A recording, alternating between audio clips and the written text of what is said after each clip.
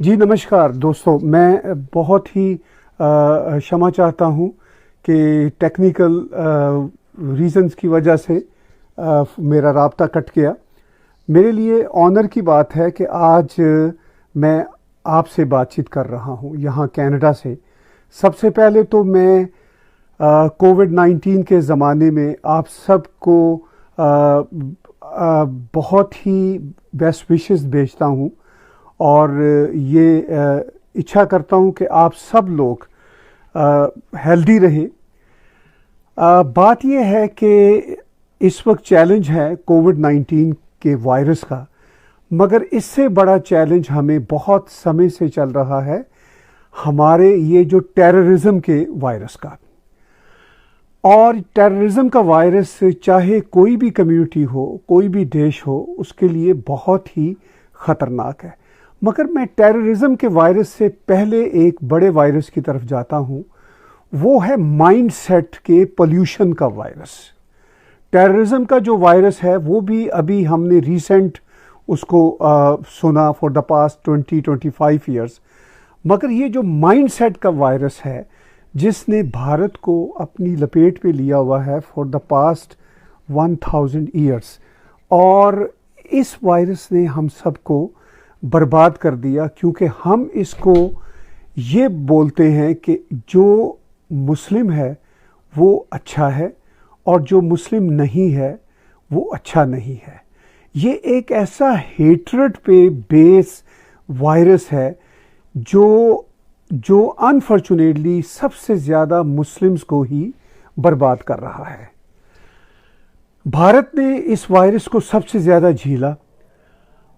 1000 साल से ज़्यादा भारत ये वायरस को झेल रहा है, और एक डेरोगेटरी वर्ड है काफिर, उसको हम सब बर्दाश्त कर रहे हैं। मेरा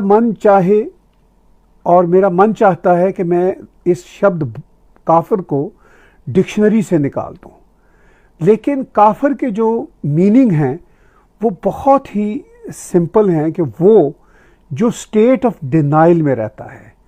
और हमें ये सोचना है कि स्टेट ऑफ डिनाइल में कौन रहते हैं।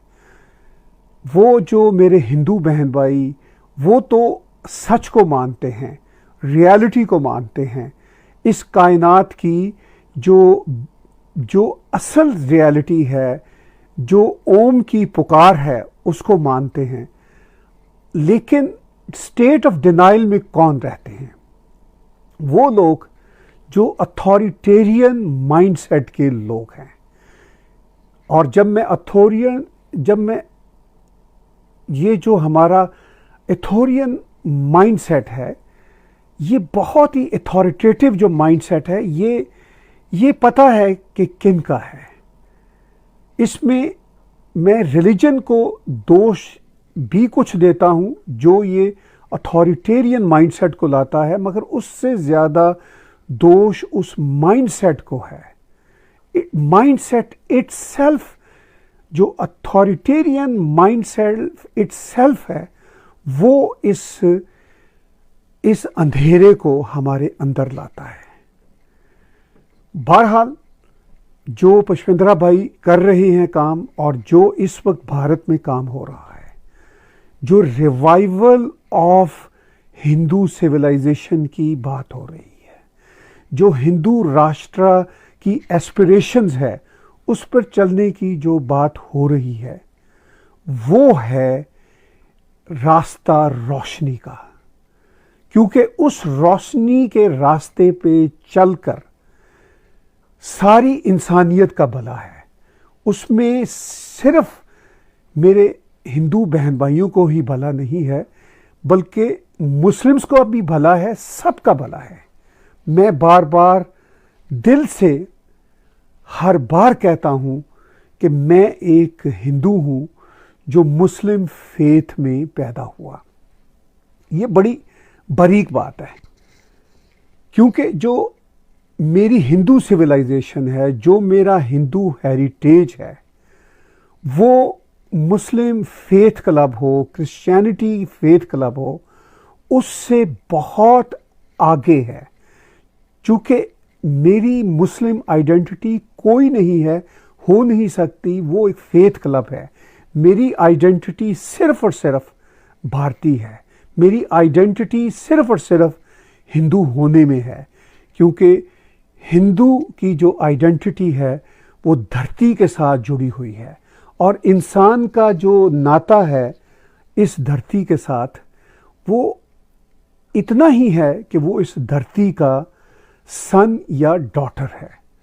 तो इसका मतलब ये है कि हम इंसानों का, चाहे हमारा फेथ कोई भी हो, हमारा वास्ता धरती के साथ है। धरती के साथ अगर हम जुड़े हैं तो हम हैं, और अगर हम धरती के साथ नहीं जुड़े हुए तो फिर हम अपने आप को भी डिनाई कर रहे हैं। और जो अपने आप को डिनाई करता है वो है इनफैक्ट काफर। मैं उनकी टर्मिनोलॉजी में बात कर रहा हूं। मैं खुद हिंदू हूं, और जितने हिंदू फिलॉसफी के साथ जुड़े हुए इंसान हैं वो मोमन हैं, वो मोमन हैं, वो सच्चे हैं, वो खरे हैं। ह्यूमन एरर्स जो हैं वो अपनी जगह पे, लेकिन मैं यहाँ पर आइडेंटिटी की बात कर रहा हूँ, मैं अपने होने के सच की बात कर रहा हूँ। जब मैं अपने होने के सच की बात करूँगा तो बड़ी ही सादा बात है कि अगर मैं अपनी धरती के साथ अपने रिश्ते को मानूंगा तो मैं मोमिन हूँ, अगर मैं नहीं मानूंगा तो मैं काफर हूँ। इसका क्या मतलब है कि अनफॉर्चुनेटली जो हमें काफर कहते हैं, दर हकीकत वो खुद काफर हैं। काफर की एक डेफिनेशन बड़ी सादा सी, सिंपल, ऑथेंटिक डेफिनेशन है, स्टेट ऑफ डिनाइल में रहने वाला शख्स काफिर है। मगर बदकिस्मती से ये डेरोगेटरी वर्ड हम तो इन पर भी नहीं लगाना चाहते, मगर इन्होंने हम पर लगाया। हम इनसे सिर्फ इतनी विनती करते हैं कि स्टेट ऑफ पीस में आ जाएं, पीस के माइंडसेट को अपना लें, क्योंकि पीस के माइंडसेट को अपनाए बगैर कहीं पर भी बात नहीं बनेगी। लेकिन हमने अभी अपने रीसेंट हिस्ट्री में 47 में क्या देखा?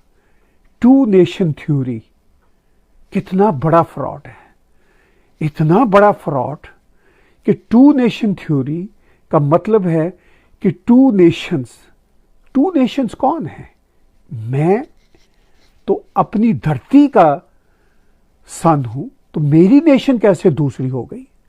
अगर मेरा फेथ क्लब रोटरी क्लब की तरह कोई मुस्लिम है या क्रिश्चियनिटी है तो वो नेशन तो नहीं हुई, वो तो फेथ क्लब हुआ, जिस तरह के रोटरी क्लब हैं, लॉयंस क्लब हैं। लेकिन जो मेरा फेथ है वो मेरी आइडेंटिटी नहीं है। आइडेंटिटी तो बहुत बड़ी है, आइडेंटिटी तो मेरी इस धरती के साथ जुड़ी हुई है। दोस्तों, बहनों और भाइयों, मैंने ऐसे ही रैंडम बात शुरू कर दी, लेकिन अगर मैं अपनी थोड़ी सी हिस्ट्री भी आपके साथ शेयर करूं, मुझसे अक्सर ये लोग पूछते हैं कि ताहिर जी आप कैसे ये हो गए, आपका ये एजेंडा कैसे बना? तो मुझे वर्ड एजेंडा पे हंसी आ जाती है, और मैं उनको कहता हूं कि मैं ऐसा इसलिए सोचता हूं कि मुझ में कॉमन सेंस है।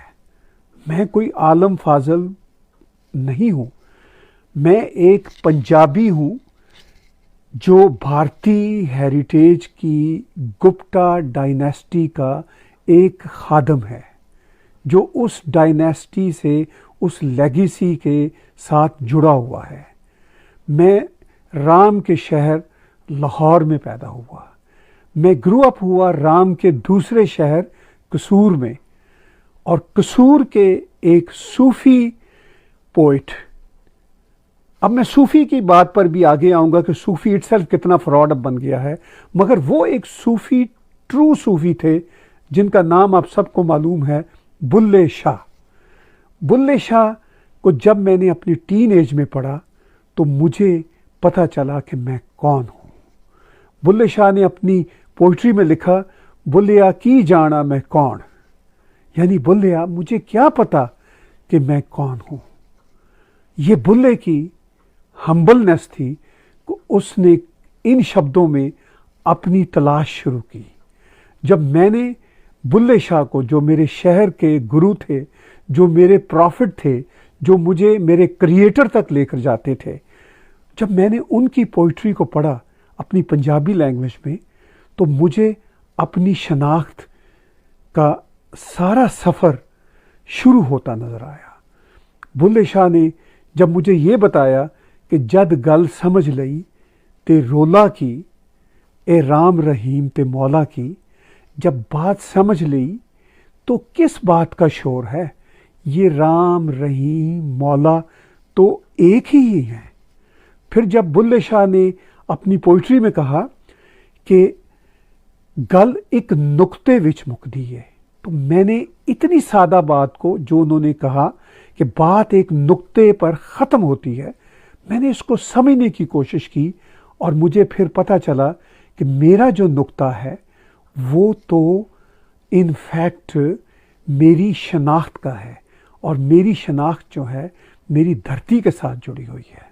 मैंने अभी बात की थी, लोग मुझसे पूछते हैं कि ताहिर जी आपका एजेंडा क्या है, तो मैं उनको बताता हूं कि मेरा एजेंडा बुल्ले शाह है। मेरा एजेंडा वो कॉमन सेंस है, जो कॉमन सेंस मुझे ये बताती है कि मुझे अपने साथ सच बोलना है या अपने साथ झूठ बोलना है। जब मैंने अपने साथ सच बोलने की कोशिश की तो मुझे साफ पता चला कि मैं इस धरती, इस मिट्टी का एक मिट्टी का बना हुआ पुतला हूँ, जिसमें जो एनर्जी है, जो जान है, वो ओम की है, जो क्रिएटर की है। मैं बिलीवर हूँ। जब मैं कहता हूँ कि मैं बिलीवर हूँ, तो मैं बिलीव करता हूँ अपनी धरती पर, मैं बिलीव करता हूँ अपने क्रिएटर पर। और मेरा क्रिएटर कौन है? वो आप उसको रहीम कहें, आप उसको मौला कहें, आप उसको राम कहें, आप उसको भगवान कहें, जिसके कई नाम हैं, और वो मेरा क्रिएटर है, और मेरा क्रिएटर मेरी यूनिवर्स है।